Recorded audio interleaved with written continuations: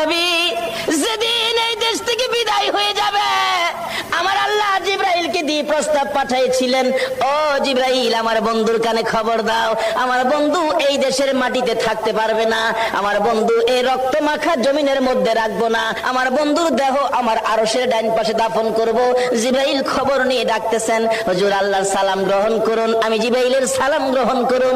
আল্লাহর নবী গো, আপনার দেহ মোবারক আল্লাহর আরশের ডাইন পাশে দাফন হবে, আপনি খুশির সহিত কবুল করুন। আমার নবী কোনো কথা কয় না, দুইটা চোখের পানি ঝরঝর করে ছাড়তেছে।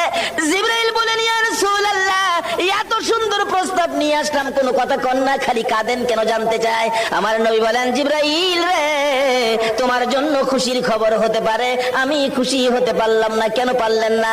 রে জিবরাইল, আমার দাফন আল্লাহর আরশের ডান পাশে হবে, আমি জানতে চাই আমার গুনাহগার উম্মতের দাফন কই হবে রে?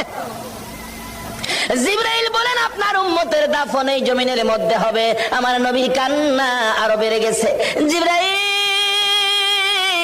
না না, সইতে পারি না, আমি আরশে থাকবো আর আমার উম্মতেরা এই জমিনে থাকবে, আমার মন মানে না, প্রস্তাব আমি রাখবো না, আমার পক্ষ থেকে একটা প্রস্তাব আমার প্রভুর দরবারে তুলে ধরো। জিবরাইল রে, আমার গুনাহগার এতিম উম্মতেরা যেই জমিনে থাকবে, আমি নবী আরশে যাব না রে, আমি আমার গুনাহগার উম্মতের পাশে সেই জমিনের মধ্যে শুয়ে থাকবো। আরে দয়ালো নবী, প্রেমের ছবি আর আসবে না জগতে, আমার দয়ালো নবী, প্রেমের ছবি আর আসবে না।